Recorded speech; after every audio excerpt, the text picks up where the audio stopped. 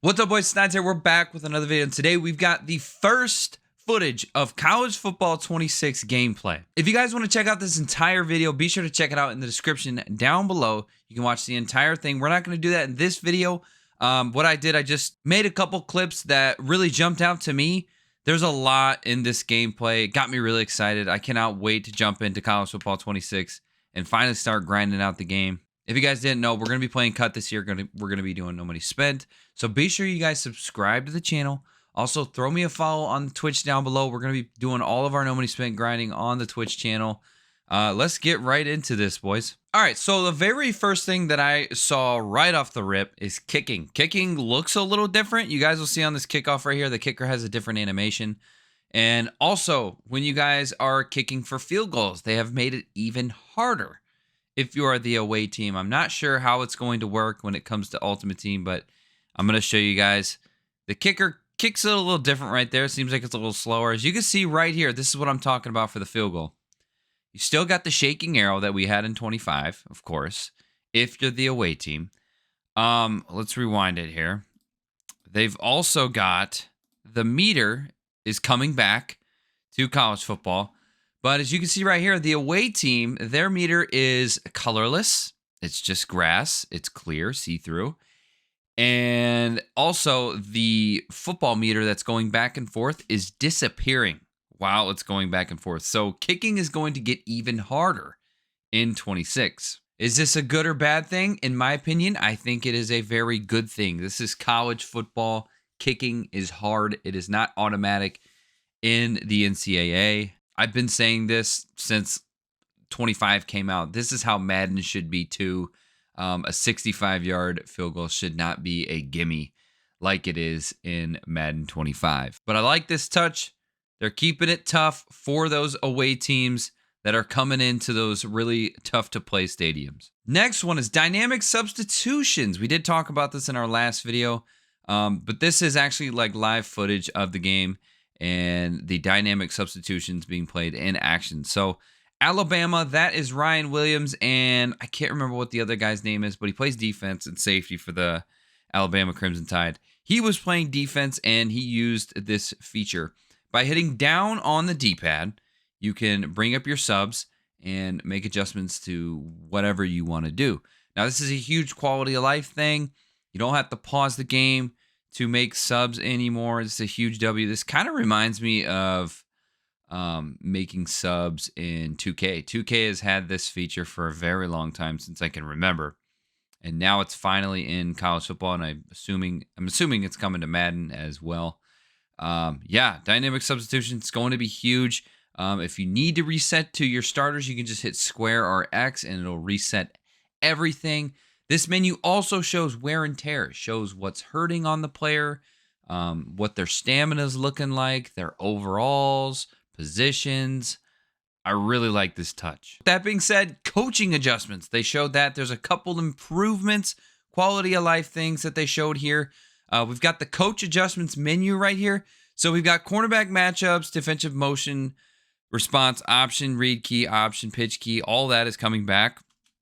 They showed us the RPO read key, RPO pass key, so we can adjust how we play RPOs. That's a huge W for the people that are going to be spamming RPOs in Ultimate Team, because we know that's coming.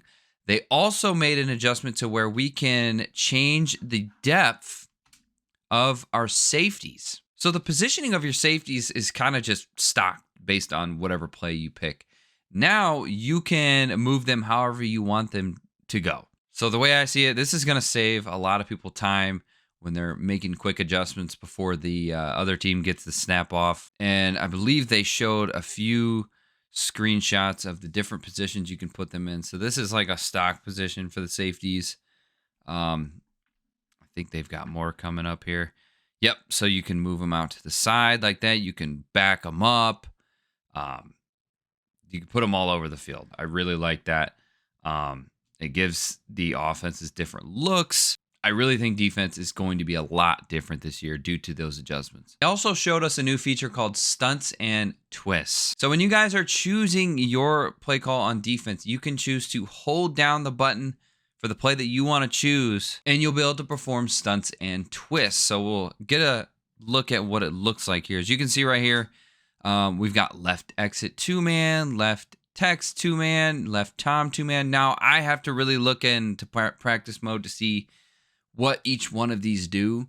But what they said in the video was that these are defensive line adjustments, pretty much. How do you want your defensive line to give pressure when the ball is snapped? So you can do all of this pre-snap. So this is another big thing when it comes to saving time for making pre-snap adjustments. You can make the adjustments before you even come out of the huddle. So that is huge right there. We're going to go on the offensive side of the ball here. They didn't mention anything about it while they were doing the gameplay, but I saw it. It looks like option is back to being kind of cheese, I guess. This is just what I saw.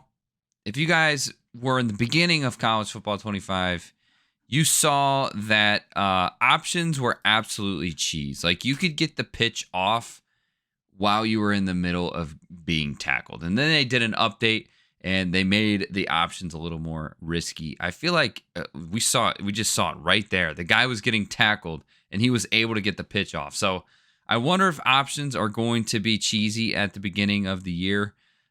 We will see. Next is just a little screenshot right here. Pretty cool to see the play call screen, top right-hand corner. It says the trench. It shows the offensive lineman and the defensive lineman. Shows you matchups. This would be good for trying to point out like mismatches and stuff like that. Where should you give more pressure? Where are the weak spots on the offense? So on and so forth. Where are the weak spots on the defense? Which side should you run the ball? Now let's talk about quarterbacks. Now, watching this gameplay, I noticed a lot of new throwing animations. It almost seemed like both of the quarterbacks, all of the quarterbacks, it seems like they all kind of get rid of the ball a little bit quicker. That was a big problem of mine in College Football 25. I feel like all of the quarterbacks' releases were super slow. And watching this gameplay, man, you can really see it, especially the Alabama quarterback. He was getting rid of the ball quick. And as you can see right here, there's a lot of new animations. Throwing the ball on the run, there's a lot of new stuff when it comes to throwing the football. As you saw right there, the Alabama quarterback throwing the ball on the run, he got rid of the ball a little bit quicker, and it looked a little more smoother. So really big fan of all of that.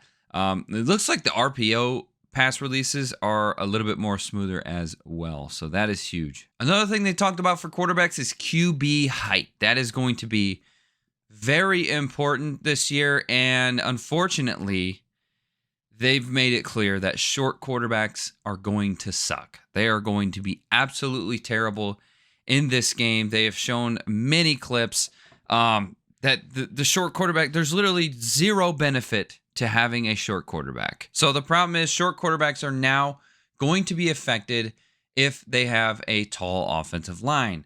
Now, yes, most teams have a tall offensive line, so short quarterbacks are just going to be bad. As we watch right here, these animations that we're seeing, they're getting the ball off, but the receivers, when they catch it, they get a really bad animation, and they're not able to really catch and run with the ball. As you can see right here, Drew Aller is he's going to be a pretty good quarterback. This Tommy Castellanos dude from Florida State, not going to be good. 6'5", Drew Aller, he's going to be able to throw right over the offensive line, and you're going to get good animations from your receivers. So watch right here when these shorter quarterbacks throw the ball. Look at that animation the receiver got. It's just bad. Another bad one right there. So yeah, short quarterbacks, huge L. Don't use them. Now, if you guys played cut last year and you guys were screaming up the middle, you were coming for your quarterback, you thought you were going to get a sack, and then the quarterback just kind of lofts it up in the air, and then they got an incomplete pass. That is a thing of the past. So they said that this animation right here is going to happen a lot more, where the quarterback just holds onto the ball and they just kind of eat the sack. They also said that if they do get that animation and they do get rid of the ball, and there's a defensive lineman there, that interceptions are going to happen a lot more often. So we did see this in Madden, like it was a few years ago that interceptions like that would happen all of the time. So that's going to be happening in this game. I think that's how it should be. If you're, risking throwing the ball like that while you're getting sacked, you should be penalized for stuff like that. Going back on the defensive side of the ball, no eyes, no picks. So if you've got a corner that is turned around, not looking at the ball, they're not going to intercept the ball. That's how it should be. We had that issue in college football 25 that defenders would be able to catch interceptions without even looking at the ball. That is not a thing anymore. So now they're making it sound like you really got to click onto these guys, turn them around, and go up and get the ball for an interception. So I wonder if we're going to see a lot less interceptions because the corners turn around like that and not looking at the ball is a lot more common than what we think. I do think that we're going to see a lot less interceptions and probably a lot of contested catches, just like the one we're seeing right here from Ryan Williams. And then lastly, this is a big one right here, as it was a very overpowered play at the beginning and pretty much all year long. Gap integrity improvement. So basically on defense, the AI is going to play the gaps a lot smarter this year. So jet sweeps and stuff like that, I'm not saying they're going to be completely nerfed, but I feel like they're going to be a lot harder than what they were in 25. 25, I feel like they were super easy. You could just spam that play over and over and over, and you really wouldn't have issues. I'm not saying it's completely nerfed, but you're not going to be able to run it every single play. And as you can see right here, the defensive linemen, the linebackers, they fill these gaps a lot better than what we saw in 25. So we'll take a look at right here. I mean, look at how they just fill the gaps and close the outside. It's a lot smoother. And honestly, that's how it looks in real life if nobody's blocking that guy. So big fan of that. But boys, that is going to be the end of this video. Again, if you guys want to check out this entire thing, it's going to be in the link down below. I hope you guys enjoyed this video. If you did, throw a like and subscribe to the channel, of course. That's going to be it for this video. I'm out of here, boys. Peace.